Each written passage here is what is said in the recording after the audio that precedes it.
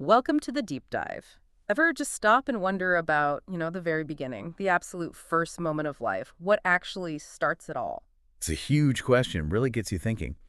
For this deep dive, we've been digging into some scientific analyses, ones that try to pin down that exact moment using things we can actually measure. Exactly. And we're exploring this really fascinating idea from the science that the first spark when sperm meets egg isn't just like a metaphor, it's a real measurable thing. Mhm. And kind of wild, it seems to have some surprising things in common with events happening on a little cosmic scale. We're talking actual data here. That's the plan, to look into this hypothesis that the fusion triggers this wave event, this tiny biological riffle, and how it shares some maybe unexpected properties with these massive waves from outer space. Okay, let's start with that biological first spark. Our sources point to something called the calcium wave. What exactly is that? Well, it's pretty amazing. The very first thing scientists can reliably see and measure right when fertilization happens is this sudden rush of calcium ions inside the egg. A rush, like a flood. Sort of, yeah. It's a wave of these calcium ions spreading out.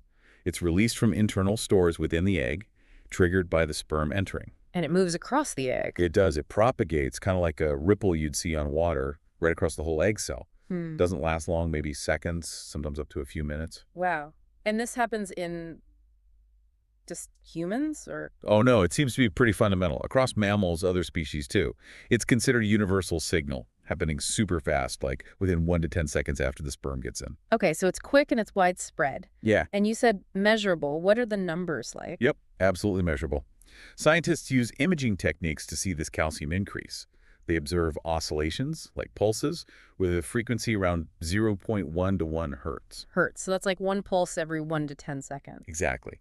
The energy for each single ion is tiny, minuscule, about 0.025 electron volts. But you've got millions, maybe hundreds of millions of these ions involved. So the total effect is significant within the cell. Right. The concentration spikes way up, maybe to around 1 micromolar, which is a big jump for the inside of an egg. Okay, but I know there are other things mentioned, like a zinc spark. Why focus on calcium as the spark? Good question. Other things definitely happen, like the zinc spark releasing zinc. But the calcium wave seems to be the real initiator.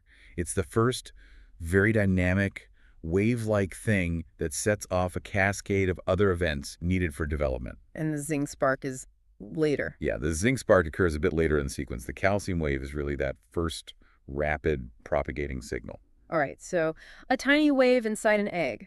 Now, the cosmic parallel you mentioned, gravitational waves, that's Einstein territory, right? Ripples in spacetime. That's the one, caused by incredibly massive violent events out in the universe, like two black holes crashing into each other. And the connection is they're both waves. That seems basic, but maybe profound. That's the core idea. Both are phenomena where energy propagates outwards as some kind of oscillation, a repeating signal. That's the parallel we're exploring. Can we measure those too? What are their stats? Oh yeah, huge effort there with detectors like LIGO.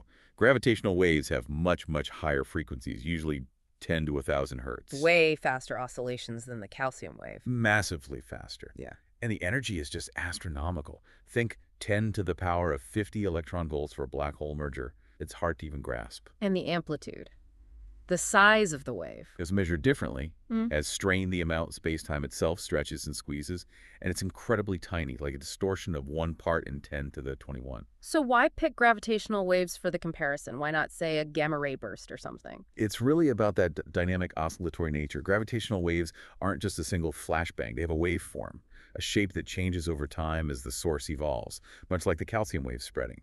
Other things might be more like a single burst or a constant background hum. Okay, I see the wave connection, but comparing them quantitatively, the scales are just mind-bogglingly different. How do we even start? And that's the key thing to keep stressing. This isn't saying they're the same. It's an analogy based on that shared feature. Right. They're both oscillating waves carrying energy. But the differences are huge. Speed, size. Absolutely enormous. Okay. Calcium waves creep across maybe 100 micrometers. Gravitational waves zip across the universe at the speed of light. The physics is totally different. Reaction diffusion chemistry versus general relativity. And the numbers you gave.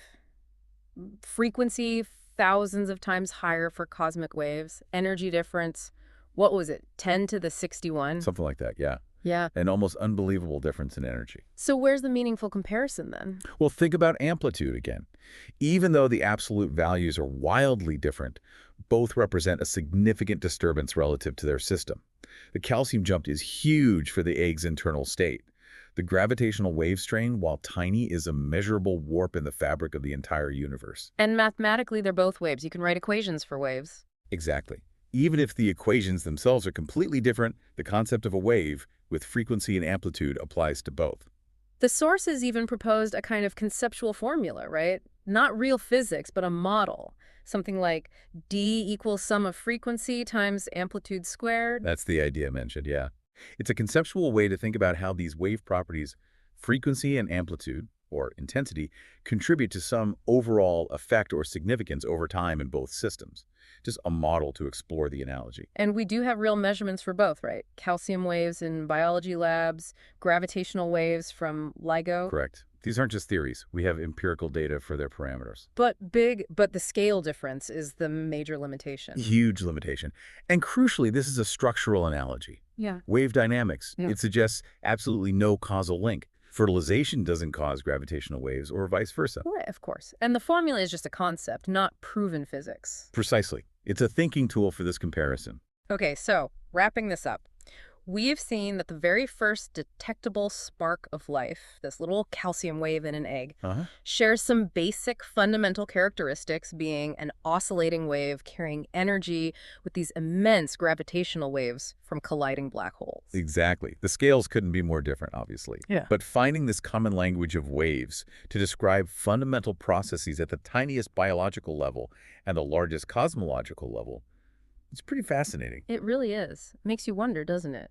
What does it mean if the universe uses similar patterns, like waves, to handle energy and information transfer across such vastly different scales? What other connections like this are waiting out there? Something to ponder. Definitely food for thought.